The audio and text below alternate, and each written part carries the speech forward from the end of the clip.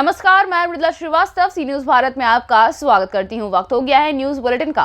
खबरों के इस बुलेटिन में हम बात करेंगे गोंडा की, जहां सरस्वती देवी नारी ज्ञानस्थली पीजी कॉलेज में आयोजित हुआ वार्षिक उत्सव कार्यक्रम।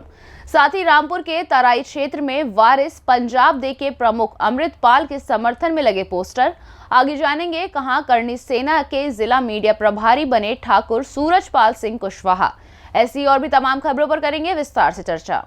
खबर गोंडा से है, जहां सरस्वती देवी नारी ज्ञानस्थली पीजी कॉलेज में महाविद्यालय का वार्षिक उत्सव कार्यक्रम आयोजित हुआ। कार्यक्रम का शुभारंभ मुख्य अतिथि Bajaj sugar mill unit head Manoj Kumar Singh एवं विशिष्ट अतिथि मुख्य चिकित्सा अधिकारी डॉक्टर रश्मि वर्मा ने दीप प्रज्वलित कर किया। महाविद्यालय की प्राचार्य डॉक्टर आरती श्रीवास्तव ने मुख्य अतिथि मनोज कुमार सिंह एवं विशिष्ट अतिथि डॉक्टर रश्मि वर्मा को मोमेंटो प्रदान करके उनका स्वागत किया। सर्वप्रथम संगीत विभाग की छात्राओं द्वारा विभागाध्यक्ष डॉक्टर मनीषा सक्सेना, किरण पांडे एवं श्वेता सिंह के निर्देशन में स्वागत गीत एवं सर्वधर्म प्रार्थना प्रस्तुति की गई। कार्यक्रम को आगे बढ़ाते हुए महाविद्यालय की प्राचार्य डॉक्टर आरती श्रीवास्तव ने महाविद्यालय की वार्षिक प्रगति रिपोर्ट प्रस्तुत की। योग विभाग की शिक्षिका समता धनकानी के निर्देशन में छात्राओं ने योग नृत्य तथा वृद्धावस्था पर एक भावुक कार्यक्रम बागवान प्रस्तुत किया, जिससे कार्यक्रम में उपस्थित सभी लोगों की आंखें नम हो गईं। कार्यक्रम में मुख्य रूप से Ranjana Bandhu, doctor Neelam Chhabra, doctor Harpreet Kaur, doctor Seema Srivastava, doctor Amita Srivastava, doctor Neetu Singh, doctor Mausami Singh, doctor Rashmi Dwivedi, doctor Ashu Tripathi, doctor Sadhana Gupta, Kanchan Pandey, Anu Upadhyay, Sunita Pandey, doctor Kumar, Gangesh Tripathi एवं समस्त ज्ञानस्थली परिवार उपस्थित रहा। पूरे साल में जो भी गतिविधियाँ होती है उसकी हम रिपोर्ट देते हैं और जो बच्चे जो भी परफॉर्म करते हैं उसको जो बेस्ट बच्चे होते हैं उनको प्राइज़ दिया जाता है। इससे मैंने देखा कि आपने ये विद्यालय में तरह तरह के कार्यक्रम हुए, तो हम प्राइजें बैठी और उससे महोदया भी आई थी। क्या संदेश, इस कार्यक्रम के माध्यम से क्या संदेश देना चाहते हैं कि बच्चों का जो भी एक्टिविटीज़ है, जो भी मेहनत है, वो बेकार नहीं जाती है, वो सबकी नज़र में रहती है। पूरे साल के ऑब्जर्वेशन के बाद, ये एक दिन का सिलेक्शन प्रोसेस नहीं है। डे 1 से जब से बच्चा हमारे कॉलेज में आता है तब से हम लोग उसको ऑब्जर्व करने लगते हैं, किस फील्ड में कौन बच्चा अच्छा है, और अगर वो कहीं दबा हुआ है तो उसके टैलेंट को निखारते हैं, पहले उसको परफेक्ट करने की कोशिश करते हैं और फिर उनका जो भी योगदान रहता है उसके अकॉर्डिंग हम लोग सेलेक्ट करते हैं और फिर प्राइजेस देते हैं। जैसे आपके बगल में ही एलबीएस एक स्थापित कॉलेज है, आपने उसके पैरेलल एक कॉलेज की स्थापना की जिसमें सिर्फ बच्चियों को शिक्षा दी जाती है, नारी ज्ञानस्थली जिसका नाम रखा गया। तो किस उद्देश्य है कि नारी ही इसमें पढ़े और क्या वो मकसद था आपका? एक्चुअली गोंडा, जैसा कि आपको पता है, लोगों की सोच ऐसी थी कि बहुत से लोग कोएड में नहीं भेजना चाहते थे, और जिस समय ये कॉलेज खुला उस समय कोई भी गर्ल्स कॉलेज नहीं था, और इस वजह से मदर ने ये नोटिस किया कि बच्चियों को पेरेंट्स घर में बैठा देते हैं। 12th की परीक्षा एग्ज़ाम दिया और उसके बाद से घर में बैठे, तो बच्चे हायर एजुकेशन के लिए वंचित रह जाते थे। तो इसलिए ये कॉलेज खोला गया कि लड़कियों को भी हायर एजुकेशन मिल जाए, और बहुत से पेरेंट्स जो कि सोचते हैं कि बच्चे कोएड में नहीं जाए, वो तो अपने बच्चे को आँख बंद करके यहाँ पे भेजते हैं क्योंकि उनको एक बहुत सेफ परिवेश मिलता है। उसके अलावा भी बहुत सी लड़कियाँ हैं जो बाहर ना जाके, हॉस्टल ना जाकर के अब यहाँ एडमिशन लेती हैं और उच्च शिक्षा प्राप्त करती हैं। आपके विद्यालय निकट भविष्य में क्या टेक्निकल शिक्षा की व्यवस्था कराएंगे? वही हम लोगों ने कहा ना, हम लोग क्वालिटी में बिलीव करते हैं, क्वांटिटी में नहीं, पर हाँ चाह तो रहे हैं कि अब हमारा रेडियो एफएम है तो इससे रिलेटेड कुछ कोर्सेज अगर हम लोग यहाँ पे स्टार्ट कर सके, जैसे कि रेडियो जॉकी का ही अगर कोई, या मीडिया की डिग्री वगैरह अगर बच्चों को मिल सके तो उस फील्ड को आगे बढ़ाने की सोच रहे हैं। गोंडा से सी न्यूज संवाददाता राजेश की रिपोर्ट। खबर कौशाम्बी से है, जहां स्क्रीप जिले की यमुना नदी से निकलती लाल बजरी जहां जिले से प्रदेश में जिले के राजस्व को बढ़ाती है, वहीं दूसरी ओर ये लाल बजरी जिले में अधिकारियों को भ्रष्ट बनाने में अपनी महती भूमिका निभाती नजर आ रही है। स्थिति यह है कि लाख रोकने के बाद भी धड़ल्ले से खुले आम अवैध घाट चल रहे हैं। आज खुलासा चायल तहसील क्षेत्र के पिपरी थाना क्षेत्र स्थित सेउडा गाँव के यमुना घाट में चल रहे अवैध बालू खनन का है। स्थिति यह है कि यहाँ पर खुलेआम यमुना के सीने को चीर कर दिन रात अवैध रूप से बालू निकाला जा रहा है, जिसका मूल्य करोड़ों रुपए में है। इससे सरकार को लाखों रुपए राजस्व भी मिलना चाहिए, लेकिन स्थानीय स्तर पर तहसील प्रशासन की मिलीभगत से ये घाट धड़ल्ले से चल रहे हैं, जहां प्रत्येक दिन दर्जनों ट्रक व ट्रैक्टर बालू निकाली जा रही है, लेकिन किसी भी जिम्मेदार व प्रशासनिक अधिकारी की नजर अभी तक घाट की ओर नहीं आई, जबकि कई बार इस घाट के मामले में शिकायत हो चुकी है और इसके अवैध खनन के वीडियो वायरल हो रहे हैं। क्षेत्रीय लोगों ने जिले के जिलाधिकारी का ध्यान इस अवैध बालू खनन की ओर आकृष्ट कराया है। कौशाम्बी से सी न्यूज संवाददाता नवदीप त्रिपाठी की रिपोर्ट। खबर प्रयागराज से है, जहां मेजा रोड बाजार में कांग्रेसियों के वरिष्ठ नेता प्रमोद तिवारी का यमुनानगर जिला अध्यक्ष अरुण तिवारी के नेतृत्व में कांग्रेसियों ने जोरदार स्वागत किया। हर वर्ष की भांति इस वर्ष भी चैत नवरात्र में विंध्याचल दर्शन को जा रहे राज्यसभा के उपनेता और पूर्व राज्यसभा सांसद का मेजा रोड में मौजूद कार्यकर्ताओं ने स्वागत किया। इस दौरान प्रमोद तिवारी ने विपक्ष पर निशाना साधते हुए कहा कि जिसकी अक्षरता राहुल गांधी ने जाहिर की थी, वे सच साबित हो रही है।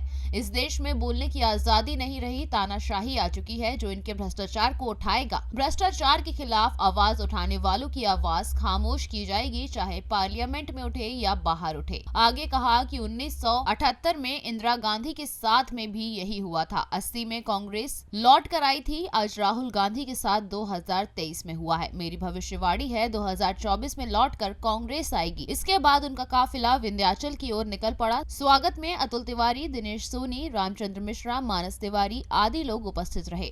पूछे, हम सब इतना जानते हैं कि जिसकी आशंका राहुल गांधी ने जाहिर की थी वो सच साबित हो रहा है। इस देश में बोलने की आज़ादी नहीं रही, तानाशाही आ चुकी है। जो उनके भ्रष्टाचार को उठाएगा, उस भ्रष्टाचार के खिलाफ आवाज़ उठाने वाले की आवाज़ खामोश की जाएगी, चाहे वो पार्लियामेंट में उठे चाहे पार्लियामेंट के बाहर उठे।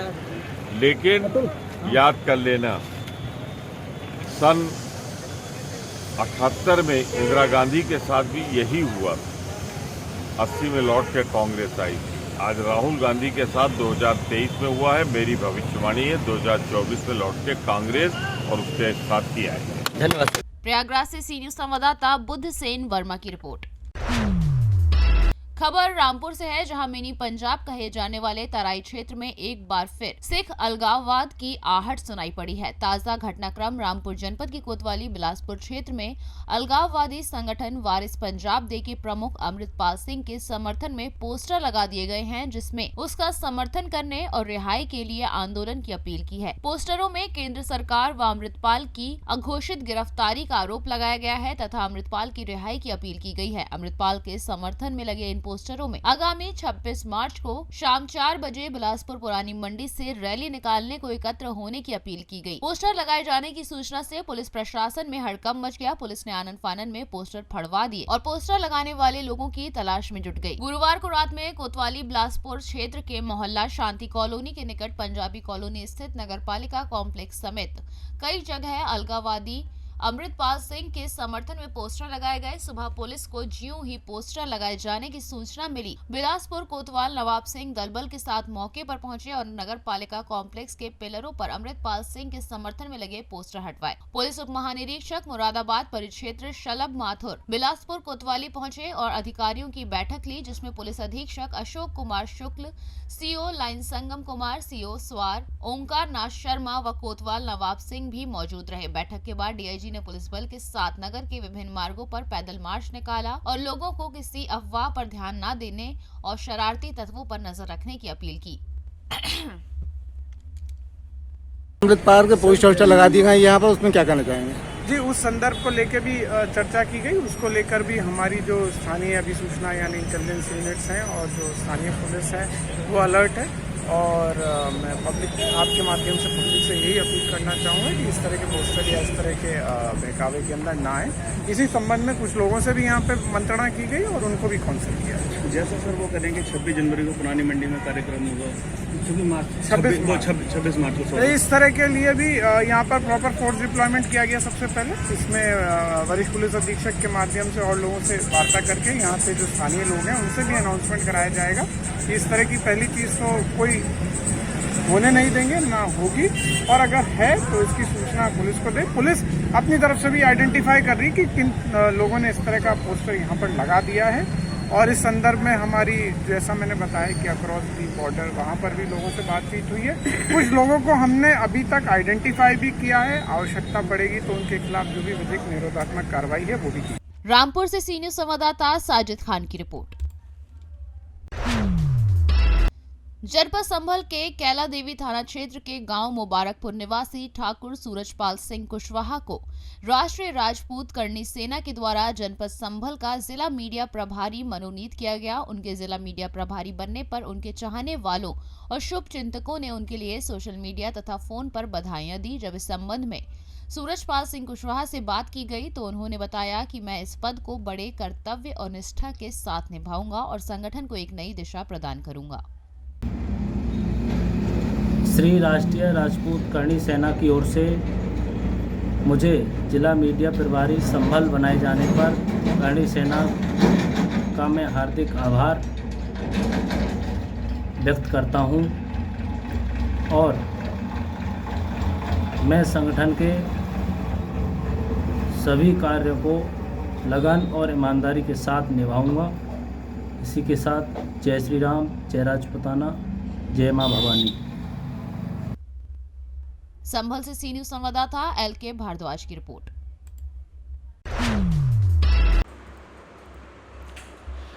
खबर अमेठी से, जहां सनसनीखेज खुलासा हुआ है। संपत्ति के लिए कलयुगी बेटे ने ही अपने पिता की हत्या कर दी। भाई और बहन को संपत्ति बेचकर पैसे देने से पुत्र दुखी था। 4 दिन बाद पुलिस ने आरोपी पुत्र को गिरफ्तार कर हत्या का खुलासा कर दिया। आरोपी के साथ पुलिस ने हत्या में प्रयुक्त कुदाल भी बरामद कर लिया है। गौरीगंज के कटरालालगंज का ये मामला है। दर्शन करने आए वृद्ध पिता की पुत्र ने सोते समय आधी रात को कुदाल से निर्मम हत्या कर दी। पुलिस ने घटना का खुलासा करते हुए कलयुगी पुत्र को गिरफ्तार कर जेल भेज दिया है। दिनांक 22/3 को कस्बा गौरीगंज में 70 वर्षीय मथुरा प्रसाद वर्मा की अज्ञात व्यक्तियों द्वारा हत्या कर दी गई थी। पुलिस द्वारा तत्काल अभियोग पंजीकृत किया गया तथा खुलासे के लिए कई टीमों का गठन किया गया था। इसी के क्रम में आज इस घटना का खुलासा हुआ है। मृतक के पुत्र शिव प्रसाद द्वारा ही ये घटना कारित की गई थी। उसके द्वारा बताया गया कि उसके पिताजी संपत्ति को उसकी बहन को देना चाहते थे तथा जिस मकान में वह रहता था उसको भी बेचना चाहते थे। इसी के कारण उसके द्वारा हत्या की घटना कारित की गई। अभियुक्तों को गिरफ्तार कर लिया गया है और जेल भेजा जा रहा है। अमेठी से सी न्यूज संवाददाता आशुतोष शुक्ल की रिपोर्ट। खबर कासगंज से है, जहां उत्तर प्रदेश की योगी सरकार के द्वितीय कार्यकाल के 1 साल पूर्ण होने पर एटा कासगंज के सांसद राजवीर सिंह राजू भैया ने प्रेस कॉन्फ्रेंस आयोजित कर 1 साल में हुए कार्यों को बताया। सांसद ने कानून व्यवस्था को लेकर विकास कार्य तक सरकार की जमकर तारीफ की। इस दौरान सदर जिलाधिकारी हर्षिता माथुर, सदर विधायक देवेंद्र राजपूत, अमापुर विधायक हरिओम वर्मा समेत कई लोग उपस्थित रहे।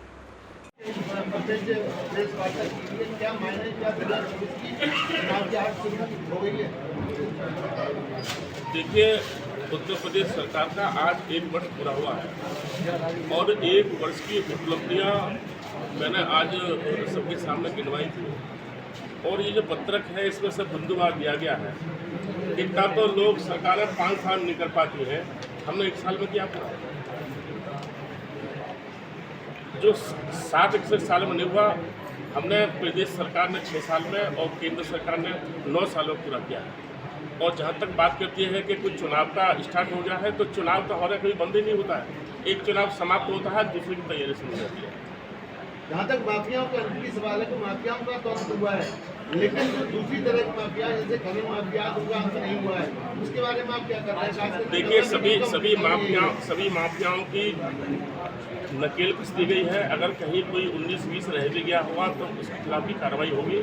और मैं कह सकता हूँ कि भय मुक्त समाज और दंगा रहित प्रदेश या तो माननीय कल्याण सिंह जी ने दिया था या फिर इस सरकार ने माननीय योगी जी ने और माननीय प्रधानमंत्री ने दिया।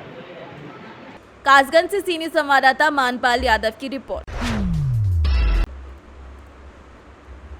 खबर शाहजहांपुर से है, जहां मुख्यमंत्री योगी आदित्यनाथ की सरकार 2.0 का 1 साल पूरा होने पर विकास भवन सभागार में पत्रकार को संबोधित करते हुए प्रभारी मंत्री नरेंद्र कश्यप ने बताया कि गौरवशाली संस्कृति विरासत, प्रचुर प्राकृतिक संपदा और संसाधन संपन्न होने के बावजूद उत्तर प्रदेश लंबे समय तक अदूरदर्शी नेतृत्व के कारण अव्यवस्था और अराजकता का शिकार था, लेकिन अब ऐसा नहीं है। शासन प्रशासन में कभी माफिया, अराजक और भ्रष्ट तत्वों का बोलबाला था, लेकिन आज ऐसा नहीं है। इसी के साथ उन्होंने मुख्यमंत्री योगी आदित्यनाथ के कार्यों की भी जमकर तारीफ की। माननीय मुख्यमंत्री जी के नेतृत्व में भारतीय जनता पार्टी के 1 वर्ष का कार्यकाल पूर्ण हुआ है। कुल मिलाकर योगी जी के नेतृत्व में 6 साल की सरकार का कार्यकाल पूरा हुआ है। यदि उपलब्धियों के रूप में मैं आपसे कहूं तो माननीय मुख्यमंत्री जी के नेतृत्व में उत्तर प्रदेश के अंदर विकास की गति आगे बढ़ी है, कानून व्यवस्था बेहतर हुई है, अपराध भ्रष्टाचार पर नियंत्रण लगा है। औद्योगिक विकास के लिए 10 से 12 फरवरी के मध्य ग्लोबल इन्वेस्टर समिट करके हमारी सरकार ने उत्तर प्रदेश के औद्योगिक विकास के लिए 35 लाख करोड़ के MOU साइन करके उत्तर प्रदेश के विकास को नए पंख लगाने का प्रयास किया है। एक्सप्रेस वे के रूप में उत्तर प्रदेश देश का नंबर 1 का प्रदेश बना है। एयरपोर्ट के रूप में भी उत्तर प्रदेश देश का नंबर 1 का प्रदेश बना है। इंफ्रास्ट्रक्चर में भी हमारे प्रदेश ने बड़े स्तर पे कामयाबी हासिल की है।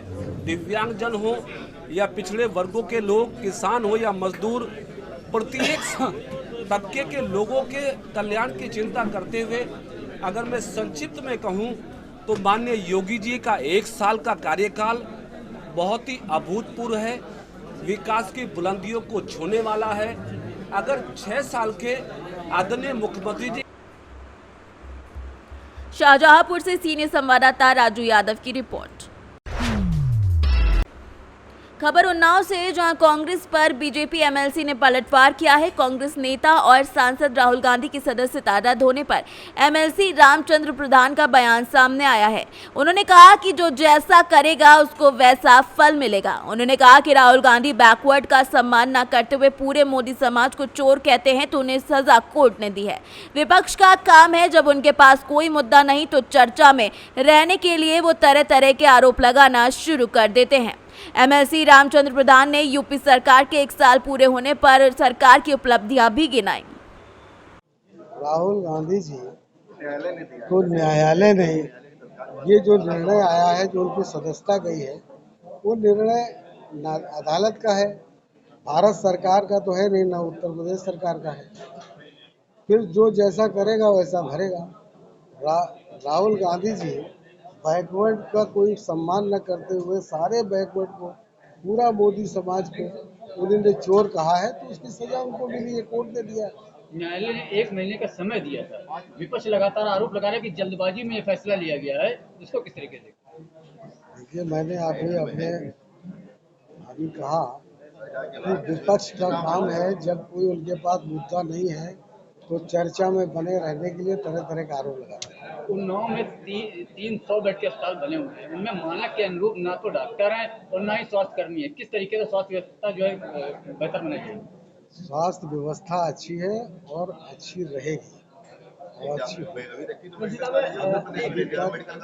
मेडिकल कॉलेज जो सरकारी व्यवस्थाएं थी अभी तक, वो आप समझिए जी इतने दिन की बिगड़ी हुई व्यवस्था को ठीक करने में हमारे मुख्यमंत्री जी को 5 साल लग गए, 6 साल लग गए। तो अब देख रहे हैं, जो इंफ्रास्ट्रक्चर नहीं था, तमाम स्वास्थ्य के लिए तमाम मेडिकल कॉलेज नए बनाए गए, तमाम हॉस्पिटल बनाए गए, तो व्यवस्था जो नहीं हो रही है, हो जाएगी। जनपद में 137 ऐसे विद्यालय, प्राथमिक विद्यालय हैं जिनके ऊपर से हाई टेंशन लाइनें गुजर रही हैं। स्वास्थ्य विभाग ने बिजली विभाग को लिखा है, बिजली विभाग ने एस्टीमेट बना के दे दिया है, तो दोनों विभागों के बीच में खींचातानी मची हुई है और बच्चे जो है जान जोखिम में डाल के पढ़ाई कर रहे हैं। इसको किस तरीके से? ये सब अधिकारी लोग हमारे बैठे हैं, आपकी जानकारी उनकी जानकारी में आया है, होगा, देखा जाएगा।